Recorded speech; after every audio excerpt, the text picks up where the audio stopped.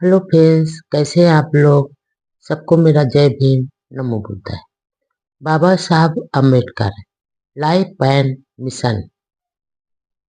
सत्ता सिर्फ मुट्ठी भर लोगों के पास ना चली जाए। बहुत कोशिशों के बावजूद कांग्रेस मुस्लिम लीग समझौता नहीं हो सका तो माइनॉरिटीज कमेटी की अगली बैठक 8 अक्टूबर 1921 को हुई, जिसमें गांधी ने बड़ा ही अटपटा भाषण दिया।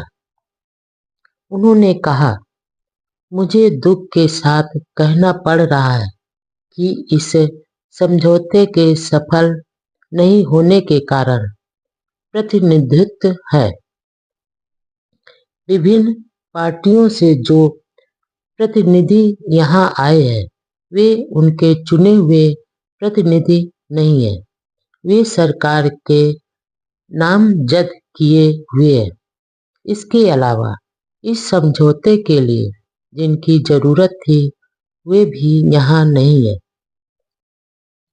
गांधी जी की यह बात सभी प्रतिनिधियों को बुरी लगी। दरअसल गांधी का इशारा अंबेडकर की ओर था। भला डॉक्टर अंबेडकर भी वहां चुप रहने वाले थे। उन्होंने हालात को समझकर कहा, कल हम सभी सभा से जाने लगे थे, तभी सभी ने तय किया था कि अब कोई भी प्रतिनिधि ऐसी कोई बात नहीं करेगा जिससे किसी दूसरे की भावनाएं आहत हों। मुझे दुख के साथ कहना पड़ रहा कि गांधी जी ने उस मर्यादा को तोड़ा है। हमें कमेटी के फैसले का इंतजार करना चाहिए, ना कि किसी पर नाकामयाबी का आरोप लगाना या यहाँ आए प्रतिनिधियों को नकली बताना। गांधी जी का यह कहना कि कांग्रेस और गांधी के अलावा सभी प्रतिनिधि जनता के सच्चे प्रतिनिधि नहीं है, बल्कि सरकार द्वारा चुने गए नुमाइंदे हैं। यह उन सब का अपमान है जो भारत की ओर से आए हैं। डॉक्टर अंबेडकर ने अपनी बात को आगे बढ़ाते हुए कहा, गांधी जी खुद अपने आप को और कांग्रेस को अछूतों का सच्चा प्रतिनिधि होने का दावा करते हैं। मैं इस दावे का यही जवाब देता हूँ कि गांधी जी भारत के किसी भी क्षेत्र में मेरे मुकाबले में खड़े होकर आजमा लें, उनको असलियत का पता चल जाएगा। मुझे अभी भारत से एक तार मिला है जो ऐसे स्थान से आया है जहां मैं कभी नहीं गया और ना ही तार भेजने वाले को कभी देखा है। यह तार depressed classes union Kumaon Almora की ओर से है, जिसमें लिखा है, डिप्रेस्ड क्लास यूनियन कांग्रेस के उस आंदोलन पर कतई विश्वास नहीं करती है जिसे कांग्रेस भारत में व यहाँ से बाहर कर रही। अछूतों के खिलाफ कांग्रेस का यह व्यवहार सरासर गलत है और यूनियन को अपने अछूत प्रतिनिधियों पर ही विश्वास है। दरअसल उस समय भारत से कई तार आ रहे थे, जिसमें अछूत नेता व संस्थाएं यही लिखते थे कि उनके एकमात्र प्रतिनिधि डॉक्टर अंबेडकर जी ही हैं। डॉक्टर अंबेडकर ने माइनॉरिटीज कमेटी के समक्ष फिर कहा, मैं अन्य प्रतिनिधियों के बारे में कुछ नहीं कहना चाहता, लेकिन मैं कैसा भी प्रतिनिधि हूँ, पूरी तरह से अपने समुदाय के हितों का प्रतिनिधित्व करता हूँ। इस संबंध में किसी को गलतफहमी है तो वह दूर कर दे।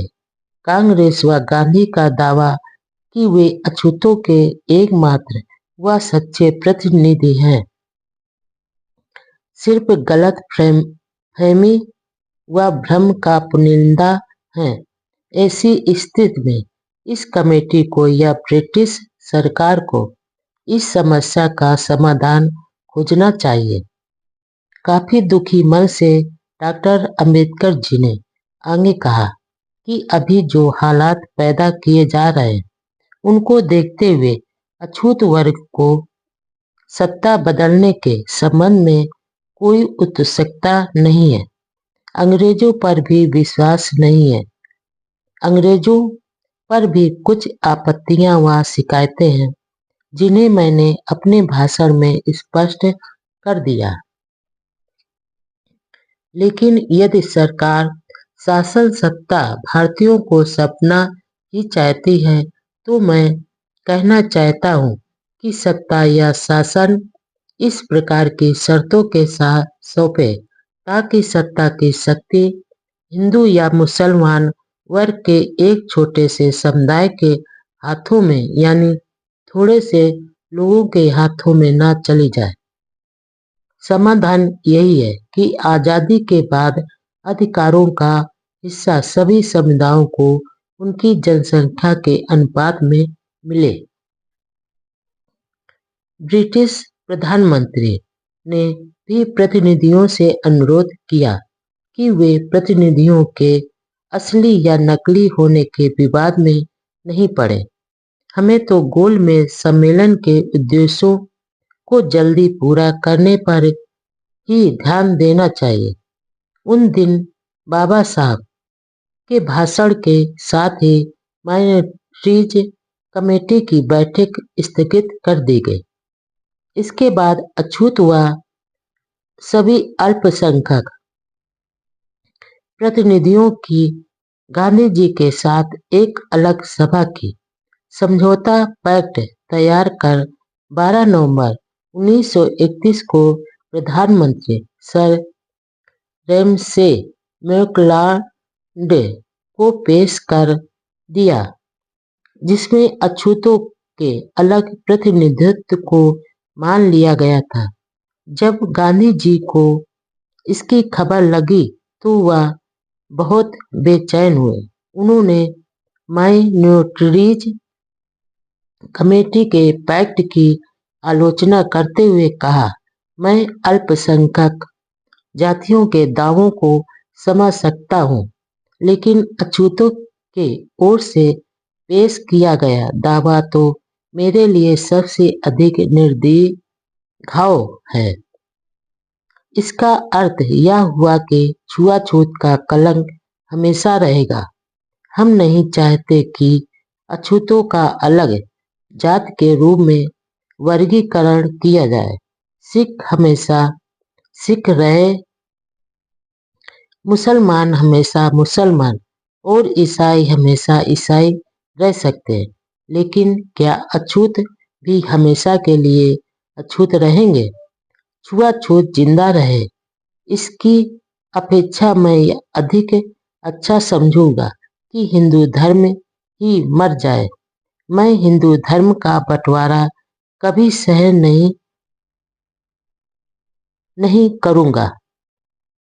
इसलिए मैं पूरी शक्ति से कहता हूँ कि इस बात का विरोध करने वाला यदि सिर्फ मैं अकेला ही हूँ तो भी मैं अपने प्राणों की बाजी लगाकर भी इसका विरोध करूंगा।